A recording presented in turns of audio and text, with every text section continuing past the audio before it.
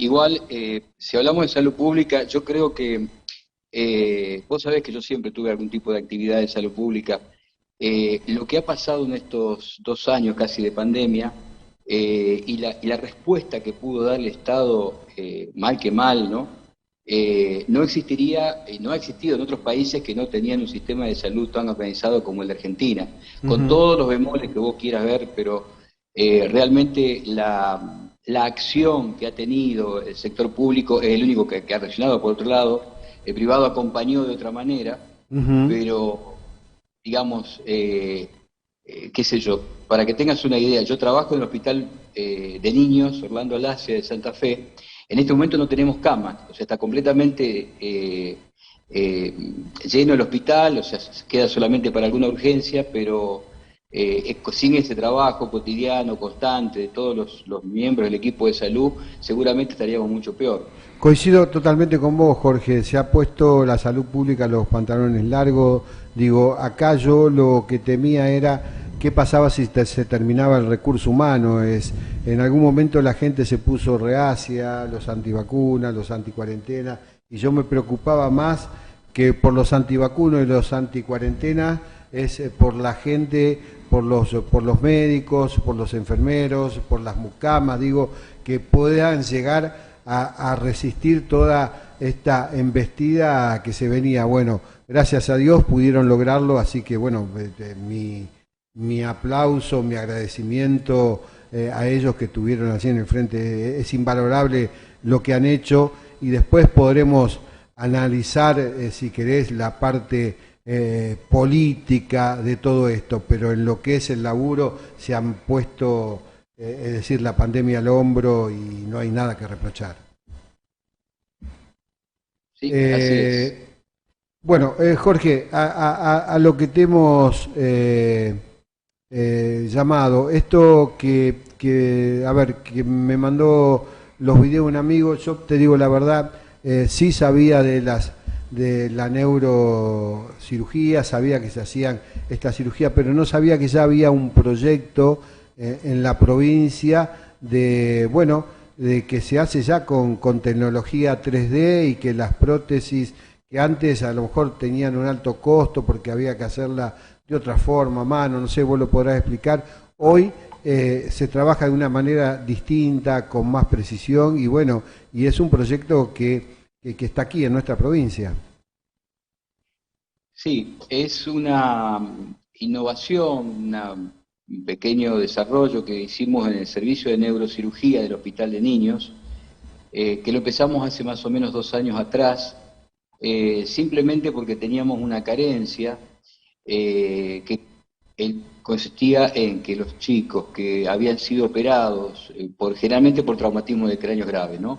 Ujú. Y en el proceso se le sacaba un pedazo de hueso de la cabeza, después si se recuperaban y andaba todo bien, bueno, al tiempo había que quedarse con ese segundo problema, digamos, una vez salvada la vida y las secuelas, quedaba el problema de volver a cubrir el cerebro para volver a protegerlo de un eventual golpe. Entonces, eso se hace de hace muchos años con prótesis de distinto tipo. A lo largo de todo el siglo XX, incluso las guerras han producido mucho conocimiento sobre esto, porque siempre se intentó reparar esto con distintos materiales, desde el famoso que se decía la chapa de platino, qué sé yo, Ujú.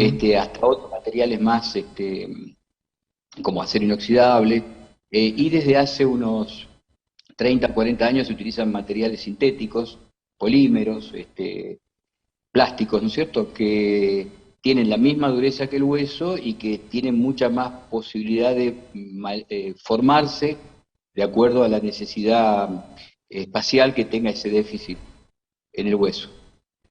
Esa es la técnica habitual, se hace desde hace muchos años. El tema es que para las prótesis comerciales, quiero decir, nosotros teníamos que esperar 2 o 3 años y con un costo realmente muy alto.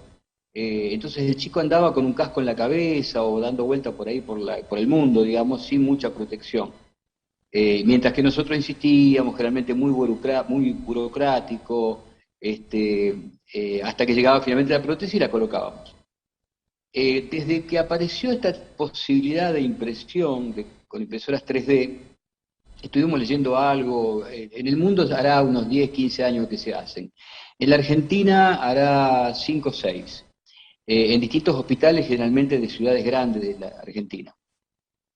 Y cuando viene un bioingeniero que se llama Flavio Tamareu, que es de Paraná, con la idea, bueno, nuestro jefe, que era el doctor Ibáñez, que recientemente fallecido por COVID, nos dio autorización y nos apoyó para que llevemos adelante el proyecto.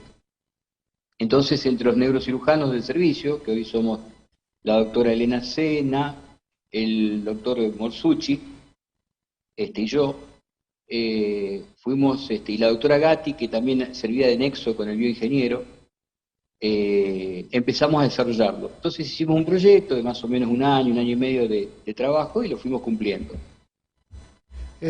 Doctor, aquí en la provincia de Santa Fe, esta tecnología, ya para después ir siguiendo y profundizando en el tema, en el único lugar que se hace es en Los Chicos, en el Hospital Doctor Orlando Alasia, o hay en algún otro lugar que también se utilice, hablando para personas mayores aquí dentro de la provincia. Tengo noticia, realmente no he hablado con la gente del Hospital de Niños de Rosario, del Vilera. Y en adultos, en realidad sería, no, en adultos no. Sería muy fácil, simplemente es extender la experiencia nuestra. Nosotros los hospitales están a 6 cuadras de distancia, o sea que estamos cerca hasta físicamente para poder hacer trabajar también con adultos. Y hay gente que ya toma... Hay gente hay directores de hospitales o de nosocomios privados que ya han tomado contacto con ustedes o con Tamareu para ver esto. No.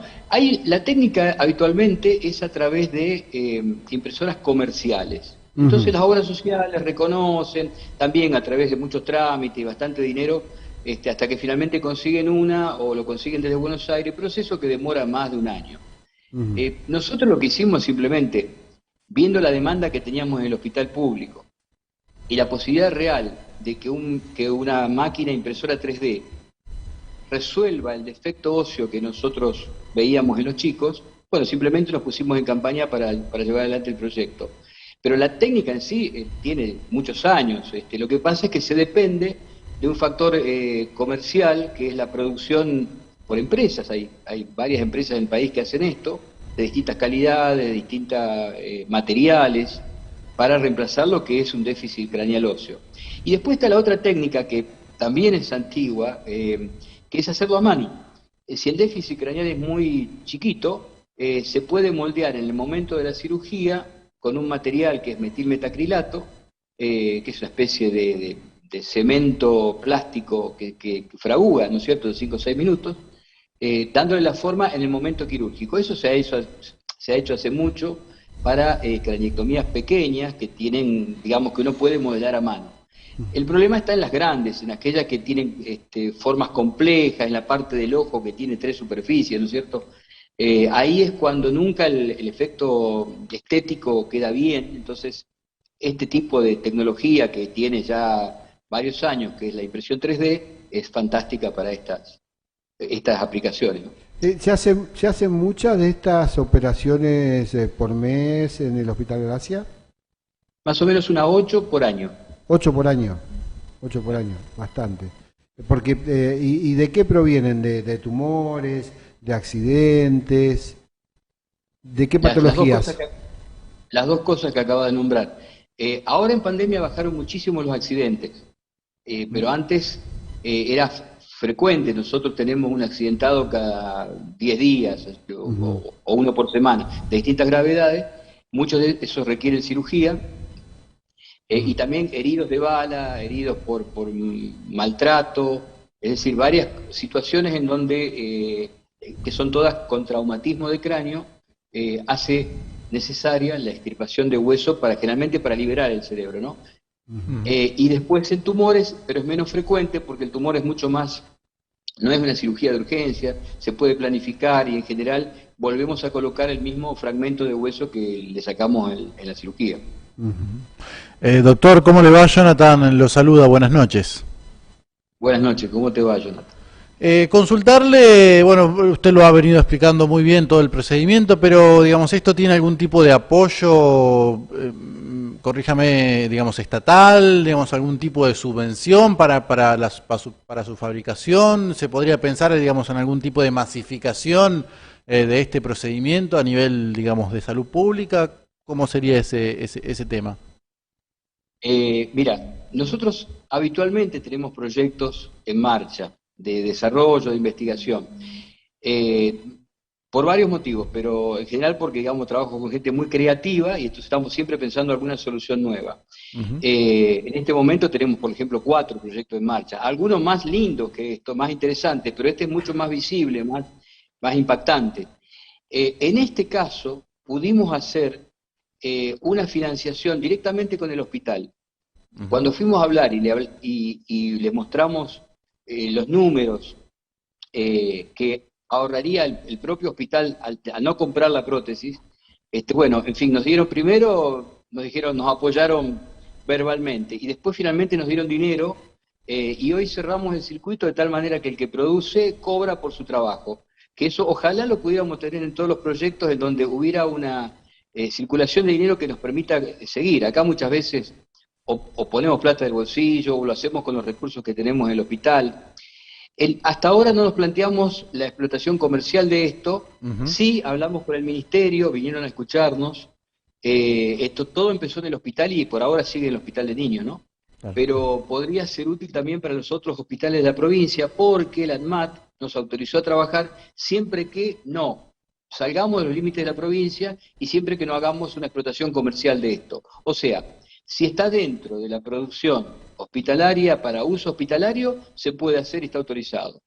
Así nos estamos manejando nosotros ahora la fábrica, digamos, de esto cobra a través de una prestación de servicio al propio hospital. Pero Eh, de todos los proyectos es el único que pudo ser financiado así, digamos. Corríjame si digo alguna estupidez o podría ser que una utopía hacia un futuro. ¿Podría pensarse de un hospital de neurocirugía a futuro? No porque no dan los números. La cantidad de pacientes hace que siempre se dependa de un hospital. Hay una división que sí se puede discutir. En otros países no existe adultos y niños, Ujú. porque está más bien por departamentos, Es es ahí donde decir, apuntaba, traumatología. ¿no? Que sea en total, es decir, que sea general, no separar los adultos, los niños, la pubertad, es decir, todo junto. Un hospital de neurocirugía donde confluyan tanto adultos como niños y tercera edad, no sé cómo lo llamaría, qué sé yo, no sé. Sí, no solo de neurocirugía. Por ejemplo, en Israel, que tuvimos hace poco, hay un solo hospital y la división no es por edad, es por patología, o sea, los grandes grupos de patología que son 5, ¿no es cierto? O sea, o es traumatología, o es cáncer, o es cardiología, es decir, eh, porque en realidad la enfermedad, por ejemplo, en el caso de la especialidad nuestra, es más parecida que distinta, es decir, salvo alguna mayor frecuencia en algunos casos, por ejemplo, los tumores son más frecuentes en los chicos, ¿no? Ujú. Pero lo demás, la tecnología, el abordaje, lo que tiene que aprender anatomía el cirujano, en fin, es muy parecido, nada más que es más chico en el niño, digamos, por decirlo de una manera fácil. Pero esa es la tendencia, por lo menos en algunos hospitales. Acá todavía creo que va a seguir por mucho tiempo separar hasta los 15 años pediatría y después adultos. Ujú. Y no da para neurocirugía sola porque requiere tantos servicios accesorios. O sea, nosotros somos en este momento 4 médicos, 4 cirujanos, pero dependemos de tomografía, de laboratorio, de las internaciones, de la guardia, de cirugía general, de terapia. O sea, es muy importante para nosotros y muy enriquecedor trabajar con otros colegas que se hagan cargo del niño entero, mientras que nosotros nos dedicamos solamente a la especialidad. Ah, Eso funciona acá y funciona bien desde hace muchos años. Se ha copiado al Hospital Garrahan. ujú. Es decir, a pesar de que hay departamentos de cirugía, la clínica es la que se encarga del manejo del niño. Y nosotros solamente somos consultores de la especialidad. O sea, estamos muy cómodos nosotros y muy cómodos los pediatras. Ujú. Doctor, ¿qué tal? Julio Armando es mi nombre. Yendo por este tema que usted mencionaba, creo que hay un reclamo aquí en Rafaela, creo que una asociación para que haya un neurocirujano infantil o algo de eso, que surge cada tanto. Es una especialidad que está en falta, digamos, que hay poco recurso humano en ese sentido, sobre todo en ciudades más chicas como la nuestra. Vos sabés que yo he sido muchos años cirujano en Rafaela y lo que pasa es que la ciudad es chica y para ciertas especialidades nunca alcanza la cantidad de casos para que haya un cirujano que trabaje en forma continuada y con calidad. Mm. Entonces se tiende a concentrar en ciudades más grandes. Yo no estoy en desacuerdo con eso. Lo que sí hay que tener es un buen sistema de derivación de toda la provincia. Yo tengo, y esto es una impresión personal y por favor tómelo así, yo tengo idea de que hace varios años, digamos, bastantes años, había un sistema provincial que funcionaba aceitadamente de derivaciones de centros de menor complejidad a mayor complejidad. O sea, es la famosa idea de la atención primaria en el primer nivel, después segundo nivel y tercero las altas complejidades, como sería mi especialidad y el hospital de niños. Pero lo que tiene que funcionar muy bien es el sistema de derivaciones. Estoy hablando de hace 30 años, una muy buena intención y tuvo mucho éxito la formación de profesionales de primer nivel, de atención primaria. Entonces, si vos tenés un pediatra o un clínico bien preparado para atender el caso de todos los días, enseguida detecta cuál es el caso que requiere mayor complejidad de tratamiento y lo deriva. Eso, si la comunicación es buena, y hoy día con la facilidad de comunicaciones que tenemos, debería bastar para un buen sistema de salud. Y dejar para las ciudades más grandes las cirugías cardíacas, las cirugías más complejas, la neuro, en fin. Porque si no, se produce un exceso de recursos que quedan subutilizados. O sea, Rafaela, por ejemplo, sí, es claro, es lindo que tener un neurocirujano que te atienda cuando hay un golpe en la cabeza, pero resulta que ese neurocirujano trabaja 2 veces por mes o 3. O sea, no tiene, por ahí me equivoco con los números, pero en términos de planificación, yo prefiero la organización por niveles. Ujú.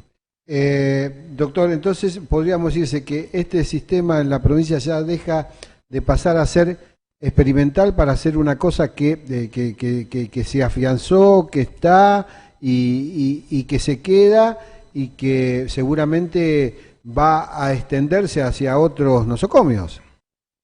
Bueno, volviendo otra vez al proyecto, Sí, sí, en realidad nunca fue experimental, es un desarrollo, acá no es una gran creación, es simplemente una innovación, modificaciones que hacemos, y te digo, hacemos constantemente estas cosas, nada más que esto fue muy notable, digamos, pero a veces pequeñas ideas funcionan y, bueno, se publican en alguna revista científica y quedan como ya fijas al armamento, no me gusta ese lenguaje bélico, pero digamos, a las herramientas que tenemos todos los días los cirujanos. Esto es, acá hay un subtítulo que es muy interesante, más que la parte de neuro, es la incorporación de un bioingeniero al hospital, exacto, o si querés, al quirófano. exacto. Nosotros hemos hecho más cosas que implantar cráneos. O sea, por ejemplo, alguna herramienta que aún no piensa que es mejor que vaya hacia la izquierda en vez de hacia la derecha, o un soporte que permita sostener algo durante 3 horas de cirugía, o un sostén de la bolsa que envolvemos el microscopio. Y son detalles, todo corre por la imaginación de quien la piense, o el cirujano, a veces el técnico. Se le ocurre diseñar algún sistema, ¿no? A veces muy sencillo. Si lo podemos dibujar y lo pasamos a la compu, el bioingeniero trabaja en Paraná. Entonces, él la recibe y al día siguiente lo tenemos impreso. En realidad, yo creo que ese es el gran avance, es meter la impresora 3D, que no es ni más ni menos que lo que fue la impresora 2D cuando reemplazaba la máquina de escribir, digamos, Claro. en un quirófano. Yo creo que esa es la lectura más importante. Yo digo en broma, el subtítulo del trabajo nuestro es que se pueden hacer cosas con impresoras 3D dentro del quirófano. Eso sí está abierto y está abierto al futuro, a lo que se le ocurra hacer un cirujano. Nosotros, por ejemplo, tenemos buena relación con los traumatólogos y con el servicio de maxilofacial. Bueno, Claro. les cuento un caso. O sea, hay otras especialidades que también lo empiezan a usar. un muchacho con cocainómano que se voló el tabique nasal por la droga, ¿no? Ujú, Bueno, lo reconstruyeron con este tipo de tecnología. claro. Eh, por ahí, bueno, con algunas cosas diferentes, pero digamos, la tecnología es la misma, incluso implantes maxilares que hemos hecho también con cirujanos maxilofaciales, o sea, yo creo que lo que sí hemos hablado, y para eso sirve un hospital público, para compartir la experiencia y pasarlo a otros colegas, es la posibilidad infinita que brinda una impresora 3D. Doctor, usted antes decía, esto quizás es la parte que más se ve, pero estamos trabajando en otros proyectos de vital importancia. Bueno, cuento algunos. Eh, est- Hay un convenio que hicimos con la Universidad de Córdoba, con la Facultad de Física, por esas cosas, ¿no? A veces las relaciones te llevan a trabajar con Córdoba. Y ellos se llevaron la copia de 3.200 tomografías hechas en los últimos 5 años para trabajar con inteligencia artificial y hacer diagnóstico de enfermedades neurológicas a través de inteligencia artificial. Ese proyecto está a mitad camino, y lo hemos hecho con el señor Tamarit, con el ingeniero Tamarit, que es decano de la Facultad de Física de la Universidad Nacional de Córdoba. Ujú. Otra cosa, por ejemplo, a veces ideas muy sencillas. Un colega mío, que es el doctor Morsucci, neurocirujano, trabajando en un tipo de enfermedad bastante común, que es cuando se cierran las suturas antes de tiempo en un bebé, ¿no? Ujú. Normalmente se cierran al año. Si viene antes de tiempo, esa sutura no crece más y crece compensatoriamente, entonces la cabeza queda deformada. Hay que operarla los primeros meses de vida. Claro. El, entonces, bueno, haciendo la técnica, hablando, así, nosotros en realidad llevamos una cirugía bastante conversada en general con él. Y se nos ocurrió hacerle un punto de sutura distinto a lo que hacemos habitualmente, es decir, ¿qué pasa si esto tira, en vez de dejarlo que el cerebro le deforma? Entonces, realmente el bebé salió del quirófano ya con la forma de la cabeza normal. Entonces, la verdad que después hicimos 8 casos más, lo publicamos, fue a la revista Argentina de Neurocirugía, y es un punto, una forma de hacer un punto que se nos ocurrió, que es una innovación a esa técnica que se hace hace 70 años. Bueno, yo creo que eso es quizás más importante que lo que vieron en los videos de ustedes. Lo que pasa es que, digamos, circula en un ambiente de médicos, de cirujanos. Ujú. Bueno, también lo hicimos acá. El título lo pusimos a propósito, así cómico, ¿no? Es cómo transformar una pelota de rugby en una pelota de fútbol. Claro. Es decir, modificamos la forma de la cabeza del bebé en el propio quirófano, con un par de puntos, de hecho, en el lugar adecuado. Bueno, de esas tenemos varias, es decir, son cosas que se nos ocurren. Déjame decir una cosa más, hay una Sí. tradición, sobre todo en neurocirugía, también los cirujanos generales antes, de fabricar tus propios instrumentos.